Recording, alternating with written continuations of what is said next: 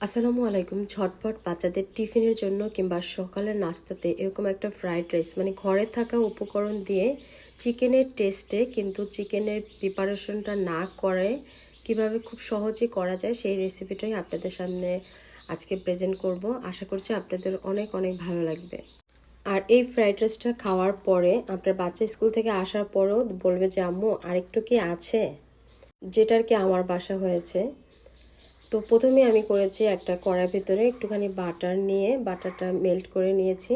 তারপরে কিছু চিকেন বল, এই চিকেন বলগুলো আমি এর আগে বানিয়ে ডিপ ফ্রিজে রেখেছিলাম।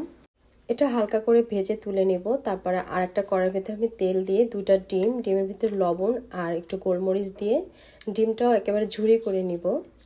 তারপর ডিমটাও আমি আলাদা করে রেখে দিব। তারপর আর একটা কড়াইয়ের ভিতরে প্রথমে দিয়ে দিব রসুন কুচি তেলের ভিতরে। রসুনটা হালকা একটু লাল হয়ে আসলে এখানে আমি এক মুঠ পেঁয়াজ দিয়ে দিব। পেঁয়াজটা রসুনের সাথে খুব ভালো করে একটু ভেজে নিব। তারপরে দিয়ে দিব এখানে হাফ টেবিল চামচের মতো গোলমরিচ পাউডার। তারপরে দিয়ে দিব এখানে স্বাদ অনুযায়ী লবণ, তবে লবণটা একটু কম দিতে হবে কারণ যখন পোলাওটা সিদ্ধ করা হয়েছে মানে ভাতটা রান্না করা হয়েছে তখন কিন্তু সেখানে লবণ দেওয়া হয়েছে। তা সামান্য পরিমাণে লবণ এখানে দিয়েছি। আর আগে থেকে আর কি সিদ্ধ করে রাখা ছিল আমার এই বরবটিগুলো। এখন এই তেলের ভিতরে বরবটিগুলো আমি খুব ভালো করে ভেজে নেব।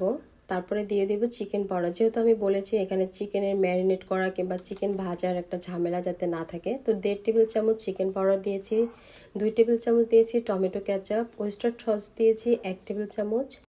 আর এদিকে আমি নাড়তে থাকবো অবশ্যই। আর এখানে দিয়ে দেব সয়া সস 1 টেবিল চামচ। তারপর খুব ভালো করে এটা মিক্স করে নেব। আর এদিকে আমি 1 টেবিল চামচের মতো দিয়েছি গরম মশলা পাউডার।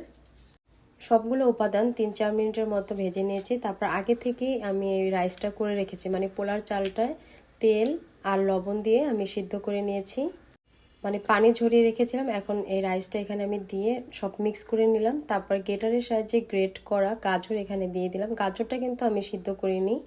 আর দিয়ে দিচ্ছি এক পিস লেবুর রস আমি এখানে দিয়েছি। আর যেহেতু চাইনিজ খাবার তাই একটু হালকা করে আজিনা মতো দিয়েছি।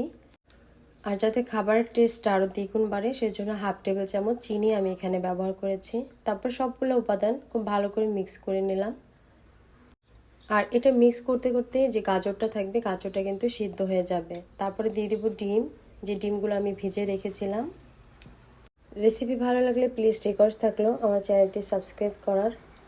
আর ওদিকে যে চিকেন বলগুলো ছিল আমি চিকেন বলগুলো 4টা ভাগ করে নিয়েছি, ছোট ছোট করে আর কি। সেই চিকেন বলগুলো আমি এখানে দিয়ে দিয়ে তারপর ভালো করে মিক্স করে নিব। ব্যাস, ঘরে থাকা উপকরণ দিয়ে তৈরি হয়ে গেল ফ্রাইড রাইস।